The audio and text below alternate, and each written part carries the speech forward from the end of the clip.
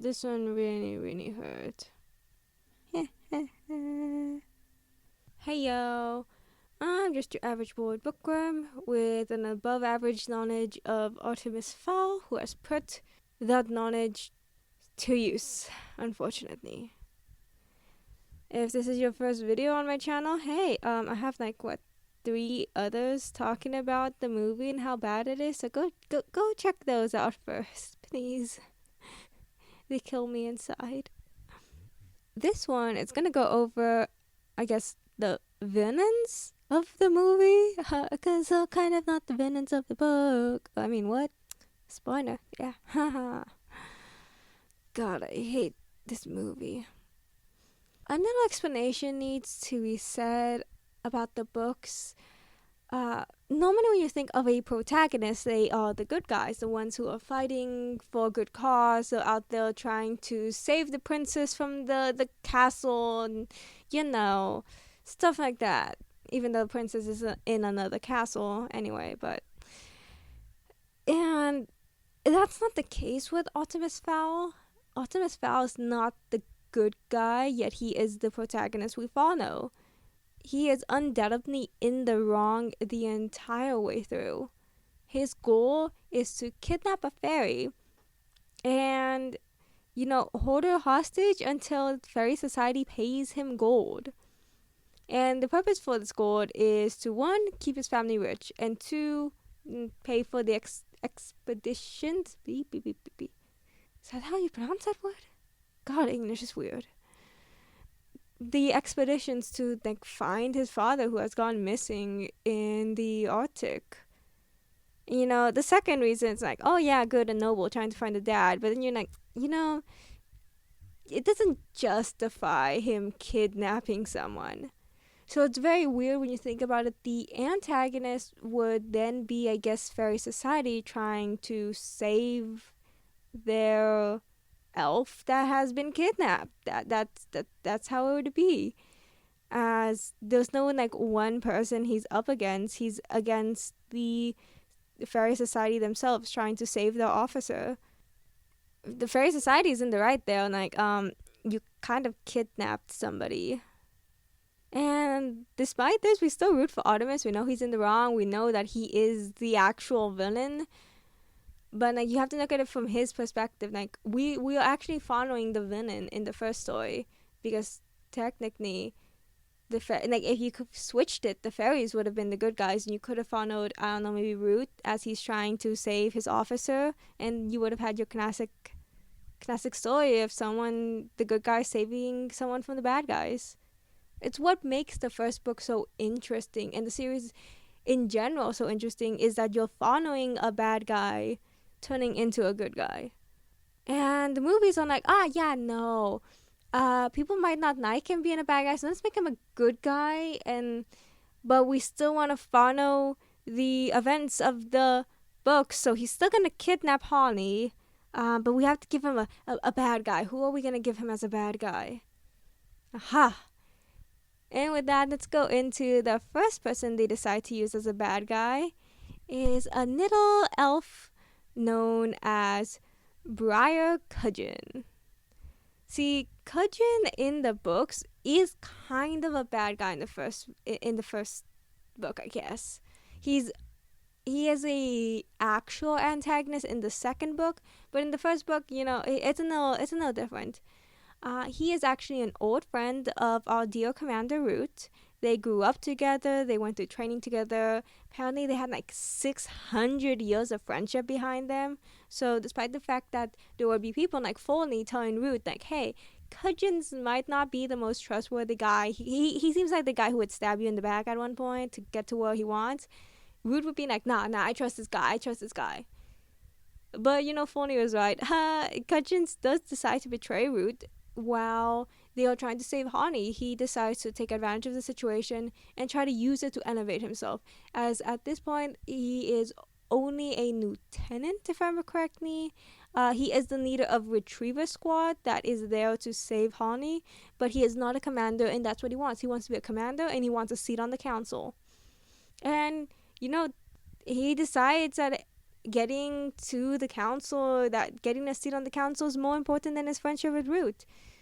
So he manages to convince the council to hand over temporary power to him instead during this operation of trying to get Holly out. And he's like, I I guess you could see him as an antagonist, but he never actually has any interactions with Artemis directly. The only fairies that Artemis interacts with directly are Holly and Root, and then Morch, but Morch is like a criminal, so he's not part of the group though to save Holly. He's just like kind of contracted because like, hey, we'll knock down your sentence if you help us. Actually, wait, did he even interact with Morch in the first book? Wait, no, he didn't. It was Butner who did. So Artemis only interacted with Holly and Root. Huh. Yeah, the only other interactions would have been Butner beating up the the fairies that decided to try to stake out in front of the house. God, that makes this even worse, because, like, yeah, Cudgeon's had no interaction with Artemis, but, like, they tried to make him some kind of enemy to Artemis here. In the movie itself, he actually never interacts with Artemis either. God, why'd they try to make him the villain? Oh. Cudgeon's in the books is less of a villain towards Artemis and more of a, I guess, roadblock to Commander Root, as he kind of just, like, stops things from being able to progress from to save his officer. So that Cudgeon decides that he's going to send in a troll into the house so that Artemis calls for help, which is seen as an invitation in Fairy Society for them to be able to enter the house. And this is something that Root didn't want to do because, you know, that's kind of going to put Holly in danger. And I guess it's the closest to being an antagonist to Artemis because the troll does put him and the Budners in danger. But, like, that's pretty much it. He's not a villain to Artemis until the second book. And even in the second book, like, yeah, he's kind of out to get Artemis, but, like, that's kind of a secondary thing. He's more wants power to take over, you know, lower elements and all that stuff. So it's like, it's weird to try to make him the secondary antagonist of the movie. Because in the movie, he's a very, very different person. Like, as opposed to in the book, like, he's just another officer who's there. He's just somebody who was he was just in need of retrieval who had to be there to save Holly. Like, there was nothing else going on. But nah. Let's do something different in the movie. In the movie, he's stripped of everything that makes him a character. Not like we're seeing a pattern here. He is instead this, like, ex-commander who has been in prison for some reason. Like, I guess he did something illegal in his past. It is never explained exactly what he does. I even looked in the wiki to see if maybe, like, somebody could link me an interview, because there's, like, a bunch of secondary information that's not included in the movie that you have to find out through interviews, which is, like, a terrible way to tell your story. Like, put in the, if it's important, put it in the movie. But there's nothing, like, no explanation as to why he's imprisoned. And instead, it's Opal who's like, oh, I have, like, given you, like, your freedom. You're good. Like, essentially, you're going to be my puppet. So get out of this jail cell and go do what I say. Like, it's weird because, first of all, Opal does not appear in the first book. I'm going to talk about her more later. But you've gotten rid of everything that makes him himself, because now he's not working for himself. Now he's working for Opal. He kind of seems like a coward. He's like, oh God, I have to do this stuff now. And like, he just has to follow her orders now because she's the one who set him free. And apparently she's promised that he will be able to be a commander again as long as he does what she says. And, like, she's just using them to keep eyes on the Fowl situation and to, like, tell her whenever the Akinos, it's the dumb MacGuffin that's in the movie, whenever they manage to get their hands on that. And, like, you don't get the feel of what he is. Like, I guess you maybe see him being as power hungry, but again, you see this random guy who's in prison who's being told, like, oh, you'll be a commander again if you work for me, and you know nothing about him. You get a brief moment of where Root seems a little, like, wary of him, but, like, we don't know any, like, the movie doesn't give us any history between the movie Root and the movie Cudgeons. So Mm, you've skipped over the whole like betrayal thing, which is really really important because like you get to see how loyal Root is. It's like, hey, now I trust this guy. I trust this guy. Oh God, you betrayed me, and you shouldn't betray Commander Root. But the movie has Commander Root already hating him, and like she just like, what did she say? Get the phony Knova out of here. I don't know. It's a way to censor out the F word. That's kind of clever. I really only remember that because it was mentioned in a review I saw.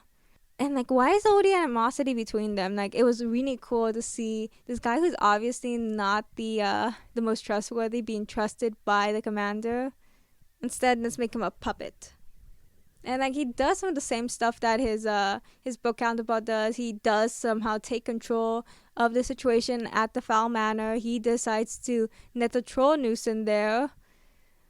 But since now you have the backdrop of it being Opal who's telling him to do all this to get her hands on the Acunos, it's less so of him trying to gain power and more him being told to do this. So you just knew so much of the character because he has no more agency of his own.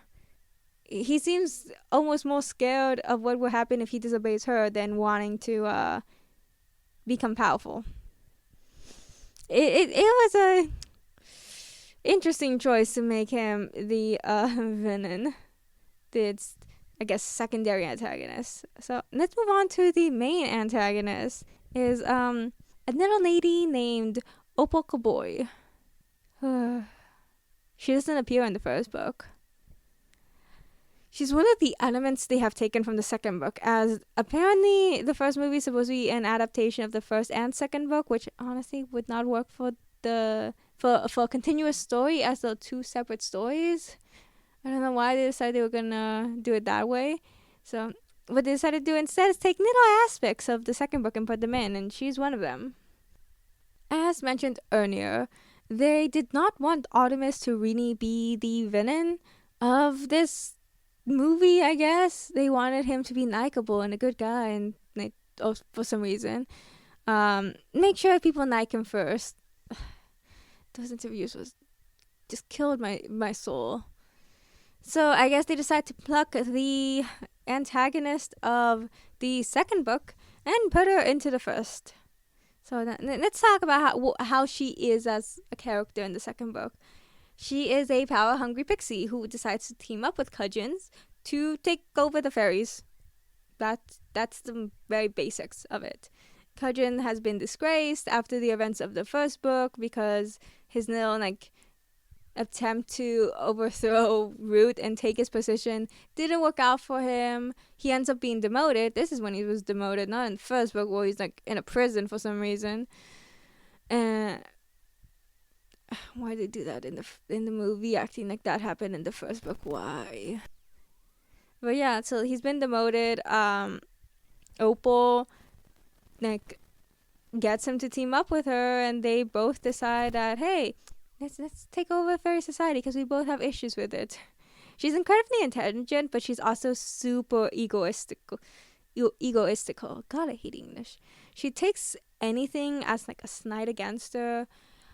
There's a lot of competitiveness between her and Forney, as she feels that people don't see her inventions as important as Forney's because he's a guy and she's a girl. And as we've established in one of my previous episodes, I think actually this is the last one. Wow. There is a lot of sexism in Fairy Society. Holly is the first female officer in the NAP recon, and a lot of people see her as less than her male counterparts. And Opal feels that is what's happening in the technological field, as she feels Forney gets more recognition than she does, purely because he's male.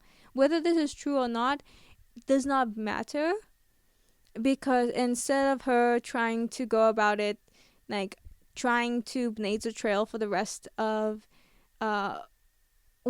female fairies out there in the technological field by, pushing her inventions out there, instead she decides to just take over entire fairy society. I'm like, no.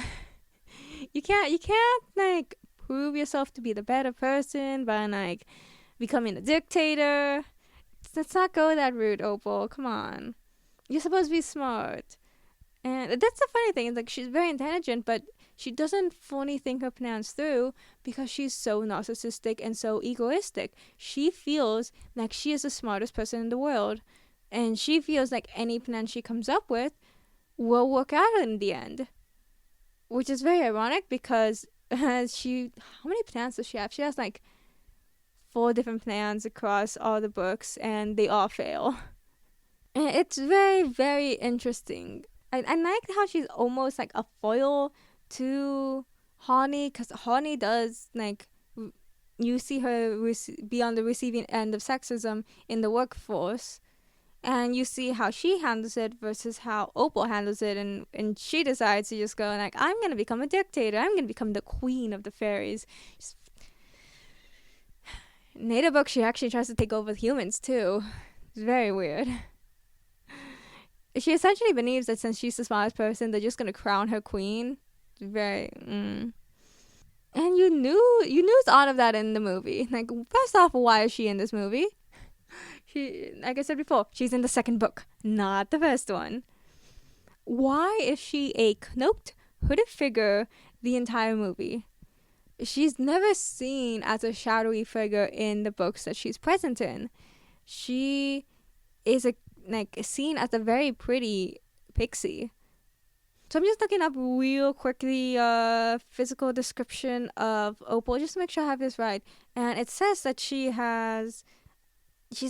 roughly the size of a human child with childlike proportions, unlike Honey, who is, well, child side has adult proportions. And after a few modifications that Opal does to herself in the later books to hide herself, she easily passed as a human child. And the hooded figure that we see in the movies looks nothing like this. Like, I don't, she's never this like cloaked hooded figure with this like crackly voice. It's like, that's choice, I guess. Did they just not want to hire another child actor to play Opal? Or did they just want to go in a different direction with her? So it's just like physical like description, like that was a weird choice. Secondly, like I get no feel of the mastermind that is Opal. Opal runs her own technological company in the Noah Elements. She supplies the Noah Elements police with the new wings. They have these mechanical wings they used to fly. It's her design that they have been implementing now. And like, where is all that? Like, at these in the movie, she's apparently already branded a criminal. Where is her like deceiving the NEP come in? Like, where is her like being super smart and being a rival to Foley? Like, we get none of that. Like, they diminished Foley's role substantially, which is very odd since they put in Opal, who has a very long history with Foley and despises Foley. You think that she would be in this movie and thinking about taking down him, but no, she wants to take down Artemis so that she can have the Oculos and take over the world or something. She's more of like a puppet master type rather than like super smart, I'm gonna supply everybody with technology type. You get nothing of her. Like, my only assumption is that they needed a name that was from the books that everybody associates with a villain. So they're like, Opal, let's take her, since she's the villain out of 4 books. So yeah, she will work. And they just snapped her name on this shadowy figure. Because nothing she does in this first book represents anything she does in any of the books, really. I guess wanting to take over Fairy Society is one thing she wants to do, but that's something multiple other characters want to do, so it doesn't make sense just to snap her name on it. It's gross. Why would you do this to such a good villain character? She's such a good villain across multiple books. She's so like, I feel like it's very, very detrimental because this is a highly intelligent character that they have reduced, and it was very, very interesting seeing how her plans would slip away because she let her own ego get in the way of it. Like, one of the things they really did, like, spoilers for the second book, the plan ends up falling through because Opal finds out that Cudgeon is planning to double cross Opal, so he is the sole like dictator of the world essentially. And Opal like obviously is not gonna stand by this. And instead of thinking rationally, she's so like her entire ego is bruised so bad that she just goes into a rage and attacks him, which ends up causing Cudgeons to fall into a plasma chamber thing that ends up killing him, and she gets knocked into a coma. And that all happens because like her ego is bruised. Like she's intelligent. She could have easily like snapped her fingers, clicked a few buttons. She was in the control room of her like laboratory. Like she could have done anything to take him out. And no, she rather just flies into a fury and attacks him. Like that's so like where is that ego? She's so cool of a character.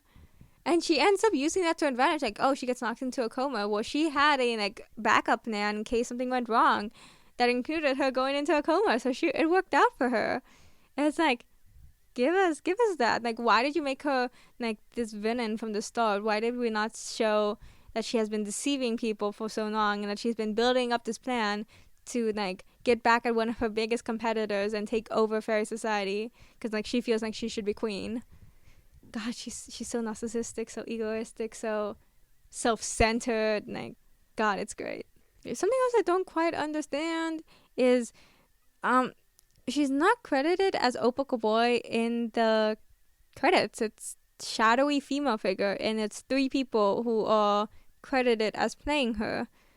I don't see anything in the behind the scenes that explains why those 3 people credited as playing her. There was an actress here that was widely reported to be portraying her before the film was released, but she's not in the credits at all. Any of her scenes are cut out, and the 3 who are credited are like the only ones there. It's very weird. I didn't really think of it. Maybe one person was the voice and the other person was the body, but I don't know why would it be a third person. Like, I don't know why those 3 people playing this one character. You can tell the voice is very heavily edited to make it all craggy and stuff. And what little we do see of her is like not pretty, which is weird because like I mentioned before, like Opal's supposed to be very beautiful, like a very beautiful child is her appearance. And it's like, I feel like my thoughts are all on over the place with these 2, just because it's so weird to talk about them as they're just so different from the book counterparts. And I know I've said this about the other characters too, that they're very different. Like Opal specifically, they took the general aspects that many of the villains of the Artemis Fowl series takes and just dumped them into one character. And like she's like this genocidal fairy who's very smart. The only reason we know she's smart is I guess because Artemis Fowl Senior says she's like a very powerful fairy or something, but she's just gone to the bad side. And first off, he shouldn't be in this movie because he is supposed to be in the Arctic missing, but whatever. And it's, I feel like they just wanted a name that we would all know, and we're like, oh hey, Opal's gonna be in this movie, let's watch it. No, she's supposed to be in the second one, not in the first. Yeah.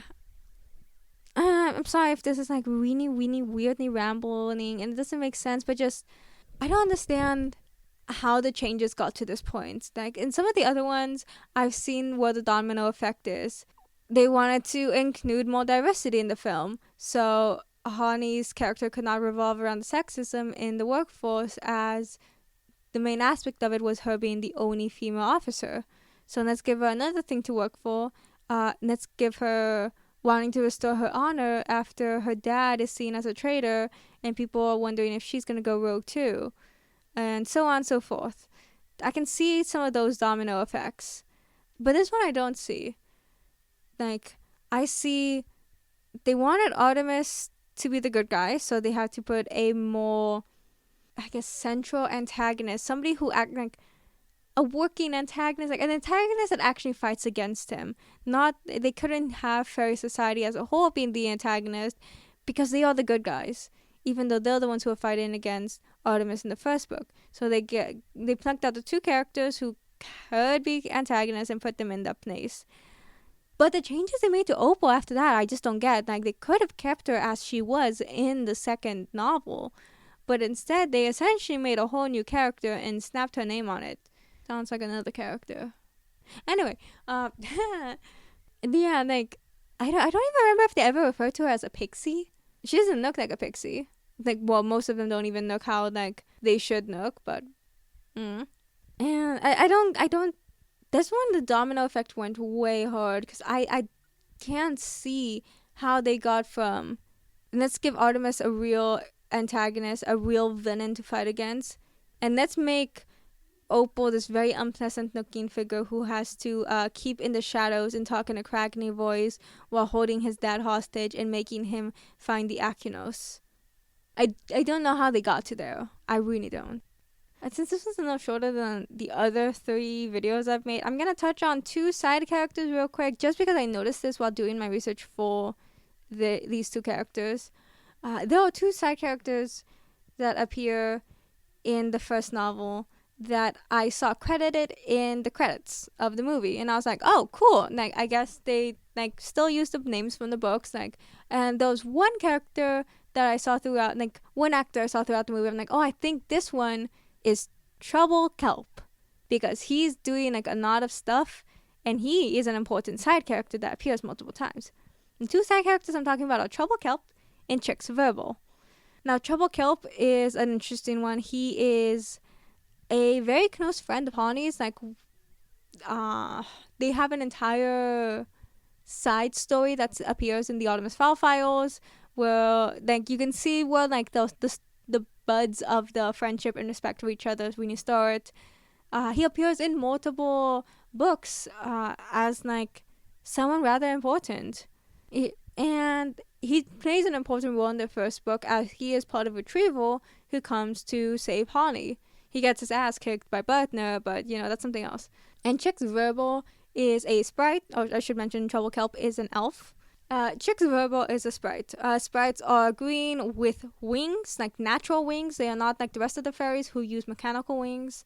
So you can really tell when a sprite versus an elf. So Chicks Verbal, he has a very, very small role in the first book. I think he's only mentioned by name. He is somebody who is guarding the gold that they were coming to give Artemis, and I think that's the only thing he really did in the first book. In the second book, he was a bit more important, but only at the very beginning, as he was kind of like on this, he was on patrol with Honey when he gets shot in the wings, which is something very, very dangerous to sprites, as they have like major arteries in their wings, and Honey ends up saving his life. And this is like the extent of what he does in the first 2 books. Trouble, he has a lot more to do in the second book, but it's not really important since none of those things end up happening in the movie. Now, there's a character who is by Commander Root's side during the movie, and he ends up like doing certain things, like asking to unblock the magic for Honey to be able to like fend for herself after the chore is done, even though magic can't be blocked. But that's let me talk about that in another video. And you know, he's very, very active in being kind of like a right-hand man to Commander Root. She even, like, at one point says, like, oh, I made you a captain for a reason. So my thought with the entire time was, this is Trouble Kelp, because he does a lot in the first book, so this is what they gave him as a role. But as I was looking up Cudgeons, I see in his affiliations, enemies is Chicks Verbal. And I'm like, wait, why is Chicks there but not Trouble?